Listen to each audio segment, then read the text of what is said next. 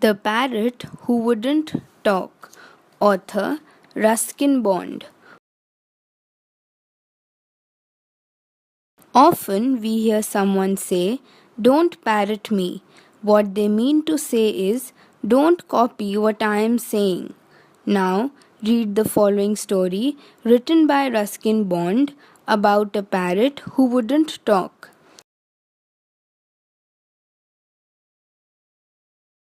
You are no beauty, can't talk, can't dance.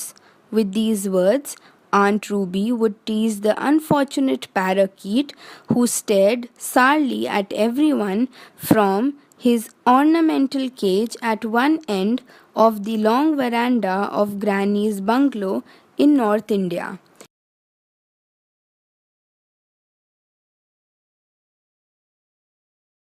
In those distant days, almost everyone, Indian or European, kept a pet parrot or parakeet or a lovebird, as some of the smaller ones were called. Sometimes these birds became great talkers, or rather imitators, who would learn to recite mantras, religious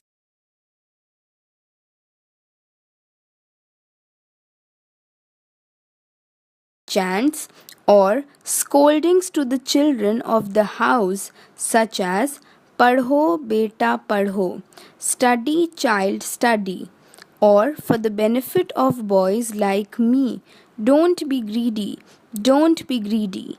These expressions were, of course, picked up by the parrot over a period of time after many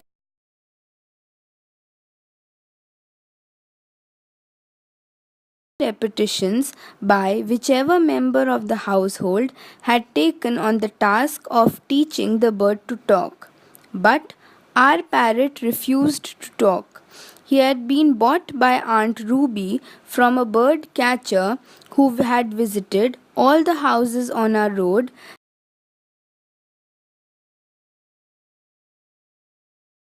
selling caged birds ranging from colorful budgerigars to happy little menas and even common sparrows that had been patted with paint and passed off as some rare species. Neither Granny nor grandfather were keen on keeping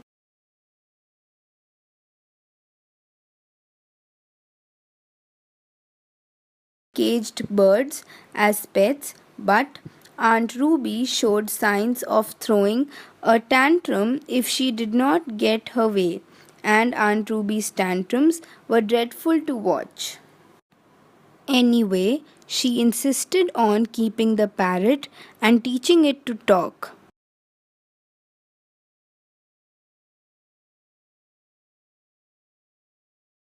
But the bird took an instant dislike to my aunt and resisted to all the pleasant things she said.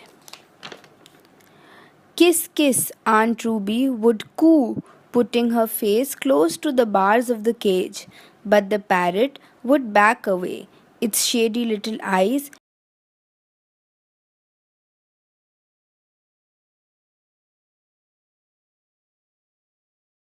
getting even smaller with anger at the prospect of being kissed by Aunt Ruby. And on one occasion, it suddenly dived forward without warning and knocked Aunt Ruby's spectacles off her nose. After that, Aunt Ruby gave up her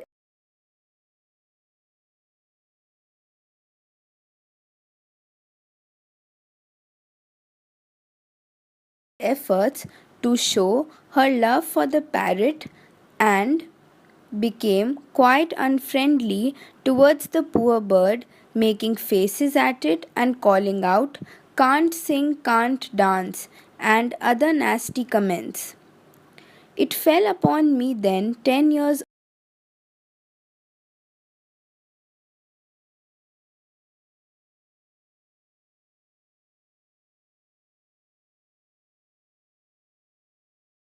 old, to feed the parrot and it seemed quite happy to receive the green chilies and ripe tomatoes from my hands. These delicacies were supplemented by slices of mango, for it was then the mango season. It also gave me an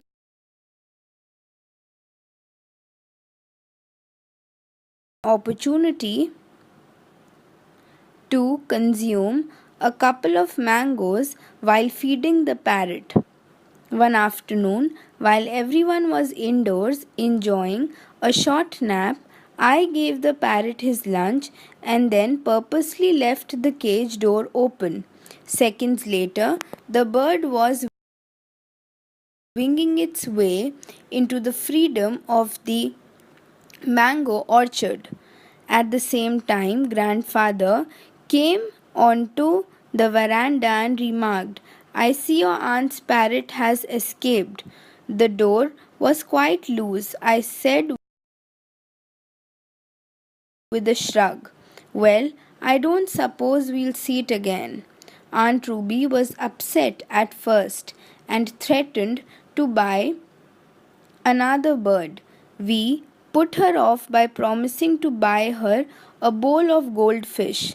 But goldfish don't talk, she protested. Well, neither did your bird, said grandfather. So we'll get you a gramophone. You can listen to Clara Buck all day. They say she sings like a nightingale. I thought we'd never see the parrot again, but it probably